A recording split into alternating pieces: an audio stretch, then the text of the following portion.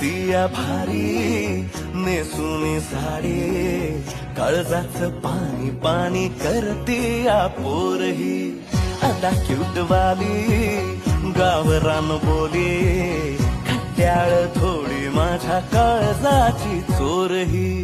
थोडं माझ्या पिरमत पड तू ग बाई खुळ्यागत झाला मन